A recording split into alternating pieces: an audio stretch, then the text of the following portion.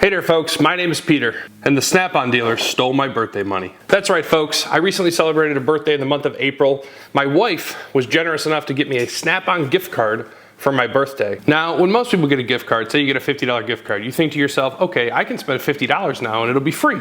When I get that same $50 gift card, I now think to myself, I could spend $100 and it's like I'm getting 50% off. And of course, at the Snap-on truck, that is extremely dangerous. So we picked up some super cool stuff from the Snap-on truck this time around. I can't wait to share it all with you. As always, if you're into tools, EDC, or do-it-yourself projects, be sure to subscribe to the channel. I think you'll really appreciate it. So jumping right into the very first item, in a previous video when I made my NASCAR diecast stand, I talked a lot about PPE. Now I'm gonna do another unboxing because I picked up a lot of PPE stuff on Amazon. Some were viewer recommendations. As always, if you have recommendations, be sure to leave them in the comments because I like to buy stuff that you all recommend so I can test it out on the channel and talk about it. So these are Snap-on branded. I'm sure these are rebranded from somebody. I have a number of pairs of safety glasses from Milwaukee, from DeWalt. I have a few off brands, and I just picked up a few more pairs in that video I'm talking about. What I really liked about these, I love the yellow lenses. To me, these are perfect for really cutting the grass. That's where I like using the yellow lenses. In the workshop, I'm fine with just clear,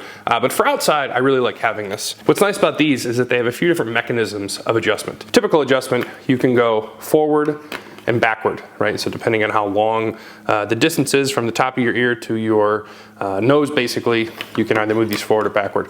But another thing you can do, which I've never seen before, is you can actually lift these up and you can tilt them down. So depending on the method that you would find most comfortable, and I actually don't wear them at 180 degrees, I tilt them up ever so slightly. I find that for me, that and then I pull them all the way back, they fit really nicely on my head. They tilt down a little bit, which I really appreciate, and then they stay close to my face on the nose bridge here, which is also something that I'm looking for. The next thing we picked up is this new set of Milwaukee pliers. Now, for my money, Milwaukee changed the game with respect to EDC pliers with this kit. This is so new that my dealer didn't even know that these existed. So I had placed the order ahead of time. I showed up that day on the truck expecting to pick up this and a couple of other items. Unfortunately, he didn't have everything on the truck that I needed, or at least that I had ordered. So that's part of the reason I have to go back, which is of course a little bit scary because if you go back, you're probably gonna spend more money. Nonetheless, I wanted to pick these up immediately. Let's get our Snap-on knife out here to get this packaging open. So with this kit from Snap-on, you're getting 3 pliers in total. Now they actually make this same kit in the dipped handle, but I chose to go non-dip for this purchase. Now part of the reason I decided to go with the non-dip is that I actually already have a set of these mini slip joints in the dipped handle. So here you can see a sort of side-by-side comparison of these two tools. So this is their 4-inch slip joint, model number 44BCF. This is still a double slip joint, so you can go a little bit wider or you can bring it in to get a little bit more fine work, and then you get a little bit more in the hand obviously if you're keeping it on that first position. These are made in the USA, and of course, as with all EDC pliers, we always have to ask ourselves, how useful are these really going to be given their size? Now for me, someone who's used to carrying around like a Leatherman Wave every day, and I've got the needle on there, I've also carried the mini Nipex Cobras. You could do a little, but you can't do a ton. What I like about this set is that depending on whether or not you're willing or able to carry multiples, you give yourself a lot more functionality and it doesn't take up that much more real estate. So the second tool is of course the famous, or I guess nearly famous, needle nose Talon grips. One of the first Snap-on tools I ever bought was the slightly bigger version, and of course I have the even bigger version in the red handle in the toolbox. This has become my favorite plier for the stuff that I need to do. I find that it's so versatile, it's pretty much I just grab this and I know I'll be good to go. So I love the idea of having this on my person at all times as part of an EDC kit. And then finally we get these mini flank jaw pliers. Snap-on on their website says that these are ideal for grabbing 3/16 to 9/16 nuts. Again, they're very, very small, and you may find that you don't work a whole lot with stuff that is this size, and or maybe you have a different tool that's better suited for that job. But again, from an EDC point of view, right? I love the idea of carrying around some or all of these pliers for daily miniature tasks. The cost on these was just over $100 for the non-dip, and then maybe $10 or $15 more for the dipped handle. I may pick up the dipped handle as well, and I actually think that there's a whole separate video to be done on these mini slip joints, because again, I really think that they've changed a lot about the way we should think about EDC pliers when I would compare these to a Leatherman, when I would compare it to the Knipex. There's stuff like this that, again, I just don't know that you can recreate this particular functionality with any of the other tools that exist today in this form factor. The next thing we picked up had been on my wish list for a little while, and it's this mini file set. Now the dealer, he was buttering me up a little bit, explaining to me, oh, well, when you look under these on a microscope, each little ridge in here comes, it's like diamond shaped. That may be true, it may not be true. All I know is I do have a use for this sort of stuff, right? You're removing burrs and you're just sanding things down. Currently, the only other file set that I have is even smaller than this. It's like a true miniature file set. And I've used that in the past. I've actually used it on a couple of videos on this channel, but I really appreciated these ones from Snap-on. So now these are made in Portugal. These are not a USA made product. I forget if he told me that these are a Baco product, or there's some company in Portugal that Snap-on bought and makes this kind of tool. In total, you get 6 files of varying shapes and patterns and whatnot. I appreciate the little carrying case that it comes in. We obviously want to protect the files when not in use, because if they are subjected to anything when not in use, it will lessen their lifespan. So you've got this one here, sort of a straight McGaffer, this one more of a square shape, this one more of a triangle shape, and then the last 3 are just varying thicknesses straight across. And on the topic of the Snap-on wish list, with this trip, once again, I placed an order ahead of time, and my expectation was I was going to go pick up this, the stuff that I had ordered, as well as just kind of look around. I don't think I'm going to be placing any more orders ahead of time. Why is that? The rationale there is, in general, I have just about every tool I could need, right? Most of what I'm buying is I'm replacing a non-Snap-on version with a Snap-on version, right? Or a non-USA made version with a made in USA version, right?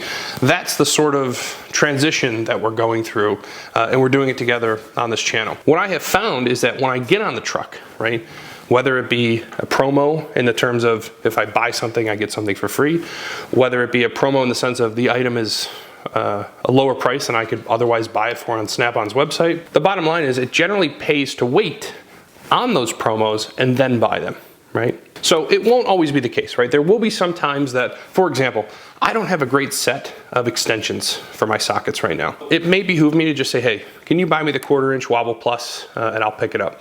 But for most other stuff, right, anything where I'm buying it and I'm looking to replace a non-USA made version with the Snap-on version, it really just behooves you to wait. On this particular trip, he had a Traxxas promo, which was basically, there was a list of 20 names.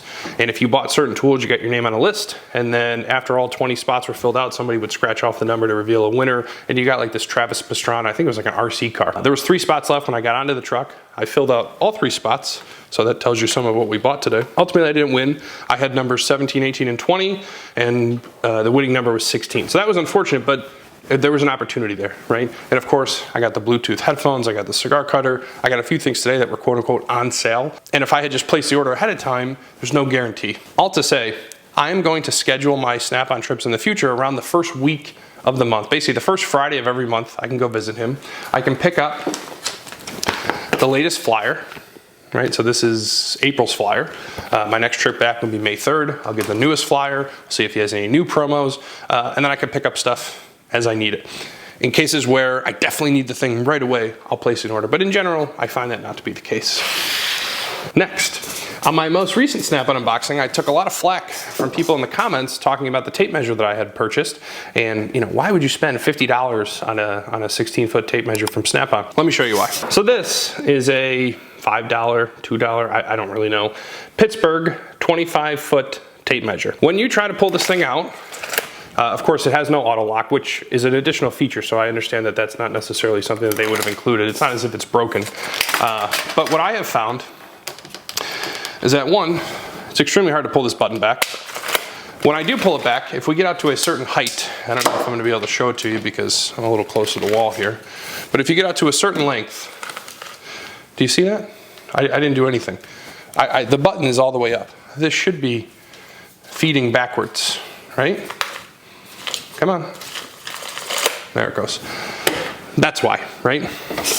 And so now you're talking about what is the incremental cost of going with a snap-on tape measure versus a Stanley Fat Max or a Milwaukee or what have you, which, to be clear, those are great tape measures and I wouldn't take anything away from them. My current 25 footer is this. This thing's a piece of junk. I used this not too long ago. I was installing a little thing for the dog, like a little harness in the backyard. I got my big tape out and it was just an annoyance to work with. Never mind the fact it doesn't have the button on the bottom. It's not auto locking. The belt clip, obviously I'm sure I could just tighten this down, but a lot to be desired there, and it doesn't retract. So this is garbage, right? Again, I want the work I do to be fun, to be enjoyable. Like I don't get paid to do this, so if I'm not having fun, it's really not worth it. And of course, when I come out to the garage and I get to play with the snap-on tools, I do have fun. Now this is auto-locking, which I greatly appreciate. The first time I ever experienced auto-locking was on a Milwaukee tape measure, which I have nothing bad to say about. But this 25 footer is auto-locking. It's got the button on the bottom as well as the top. And unlike the Harbor Freight one that I just showed you, if I go to the same length here and hold the button, it retracts exactly as you would expect. So I had the 16 footer, which I really appreciate because it has a magnet on the back. 25 footer goes back to the typical belt clip. So this will live on the wall more for framing or outdoor project. And the Harbor Freight, right in the garbage. Our next purchase is a little bit of tool organization. So Snap-on just very, very recently released their new plier racks for your toolbox. These come in 3 different lengths. I chose to get the 30-inch, which I think holds 26 pairs of pliers. They fit in there quite nicely. And if you had been watching a previous video of mine, you will have seen that I had been buying the Ernst plier racks from Amazon. Those are actually also made in the USA, which is super cool, and they're of course much cheaper than the Snap-on version. That being said, to equal the capacity, you'd have to buy 3 of them. So one of these I think is around $60 for the 30-inch, so 3 of those, I think they're $15 each, so pretty close in terms of cost.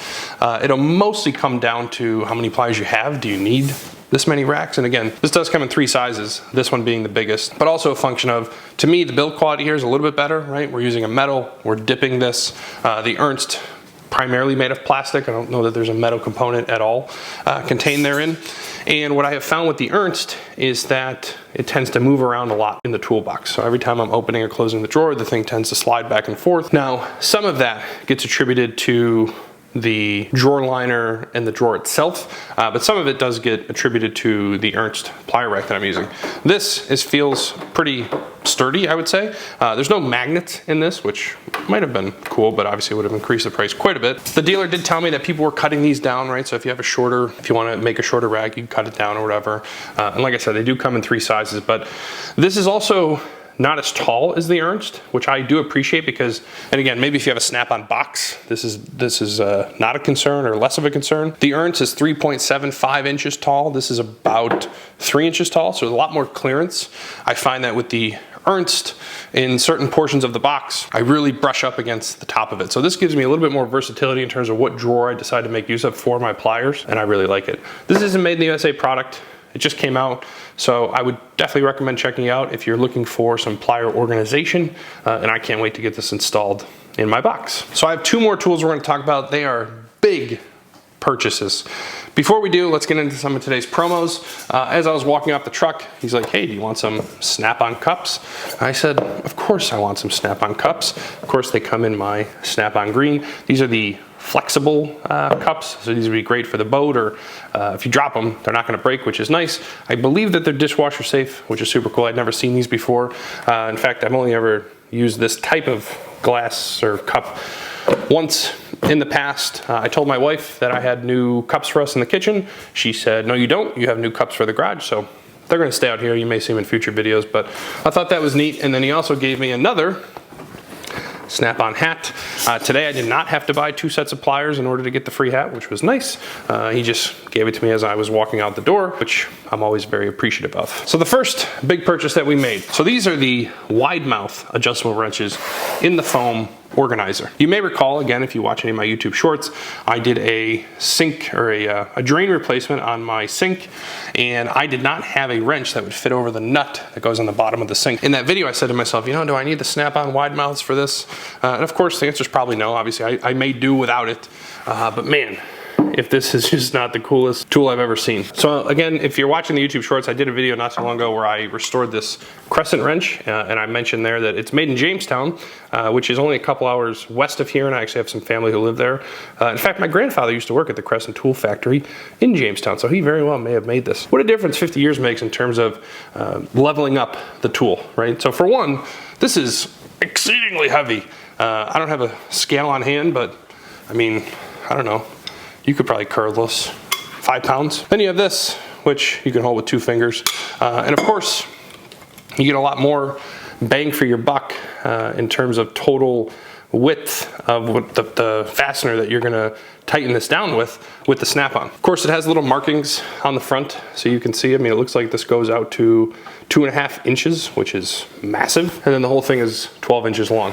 It has my green grip, which I really appreciate. I think Snap-on has started making these in the USA, right? This is, of course, a Baco product, so it's made in Spain. The USA ones, though, I wanna say like the 6-inch adjustable wrench is like $100, something like that. I got this whole kit for $219, right? So you got the shorter version and the bigger one in the foam, and of course, you are paying for the foam. I know a lot of people, when they hear stories about adjustable wrenches, they're the first ones to say, you know what, this is old technology, right? Doc at Last Best Tool just did a whole video about this, comparing the adjustables to the Knipbacks and the flat jaws and everything else. You're probably right? But I do think that there's something to be said for a tool like this because its versatility is probably still somewhat unmatched. The ability to get this tight, I mean, one of the things I don't like about the Knipbacks, for example, I can't adjust it when it's on the fastener, right? So like if I'm on it and I need it to be a little bit smaller, I just can't do it. I have to take the whole thing off, make it smaller, and then I put the whole thing on. This, I just can get it wide, get it tight, and I'm ready to roll. I do appreciate that about these more, I guess, classic tools, if you will. I suppose over time, we will come to find out whether or not these thumb screws are gonna hold up. What I found with the one that I restored is that, you know, if you take a wire wheel to it and you throw some WD-40 in there, it works pretty well. Obviously, it is still a little loose, but nothing that we can't fix. So, super excited to get this in the box. As you can see, I'm, I guess, addicted to the foam. I think that there will come a time when I simply run out of room in the toolbox, and then I'll have to make a decision as to either get rid of the foam, because, I mean, we're talking about maybe 25 to 40% more space taken up because I have the foam. And of course, if I just put these wrenches on top of each other in the box, now it's greater than 50% of space I'm using just on the foam. What's nice about the foam is that if I open my toolbox one day and this is what I see, I know I have a problem. So there's a trade-off with everything. And of course, the solution is get rid of the foam or buy a bigger toolbox. The last tool on today's unboxing adventure is my very first set of Snap-on wrenches. Now let me start with a quick backstory. I own this set of Milwaukee ratcheting wrenches, and to be clear, I think that these things are fantastic. I have used these a fair bit since picking them up. I really appreciate the markings, right? I love how Milwaukee on the numbering, it's sort of colored, right? So this is black. I think the SAE probably uses red. So you can really see it at a glance. The ratcheting mechanism, definitely not as smooth as you'll hear with the Milwaukee, or excuse me, with the Snap-on. A little more like a grinding gear type thing, but not something I've ever noticed when using them. I found them to be infinitely useful. I was actually just doing a job the other day on a water pump. I couldn't get a socket on the nut. I pulled out these wrenches and got it off and went about my business. So I do like these quite a bit. What I don't like about them is a couple things. One, this is an incomplete set. So we go from 8 to 10 to 12 to 13 to 14 to 15 to 17. So we're missing 9, we're missing 11, we're missing 16, and then we don't have anything past 17. I like purchasing complete sets. And then the second thing I don't like is this whole carrying case. I don't even know what you would call it. I suppose they did it because it's got this handle, you just grab the wrenches and go. But if it's in a toolbox, is that really what you're meant to use this for? And maybe the answer is yes, but for me, it'll probably end up living in a truck or something like that. So I don't like those things about it. And I decided, you know, I could just buy the Snap-on wrenches to fill in the gaps, but he had the set. I was like, you know, I don't have any Snap-on wrenches of any kind. Let's get into this. Now this plastic case is a little hard to get off. I think when it goes in the toolbox, I'll probably just leave this off. Even though I do like it for keeping everything nice and clean. But this is what we ended up with. So here is a no skip set from 10 millimeter, and just listen to that. I don't even know if you can really hear it on the microphone. Extremely, extremely fine tooth. So 10 millimeter, no skips, all the way up through 19 millimeter. So if we compare the 17 millimeter for both, I just picked one at random. The first thing you'll notice is the size differential, right? The snap-on is much taller. And then when it comes to the head, the Milwaukee is ever so slightly thicker. I would say 10, maybe 15% thicker. Again, it's something you can go your whole life or career without really noticing. But to me, those are some of the small details and part of the reason why we appreciate Snap-on, right? They're able to get this extremely fine-tooth ratcheting mechanism in a housing that is, I don't know, 10% thinner than the competitor. And again, it's really hard to say how well that will come through on the video. I'll try to get some B-roll if I can, but it is noticeable. Now, one thing everyone does say about the Snap-on wrenches is that they are a lot thinner, which again, obviously we saw that in the head, which I think is valuable on the shank or on the shaft itself. People have said, at least on videos, that they're just a little bit less comfortable in the hand, right? And you can sort of feel that, right? If I make a fist around both of these, this is extremely fine all the way around the edges. I don't think you'd ever get really fatigued. This, I can already start to feel as I really squeeze on it, it cuts into your hand just a little bit. So if you're wrenching all day, every day, you may notice that. For me, I don't expect it's going to really be the end of the world, and so I'm okay with it. And then finally, we talked about packaging. I mean, this is just a Snap-on blow molded case, but I think this will fit in the toolbox extremely nicely, a lot better than the Milwaukee one, because again, the Milwaukee, you have this handle. This is meant for, to like grab and go, and then you have to open it.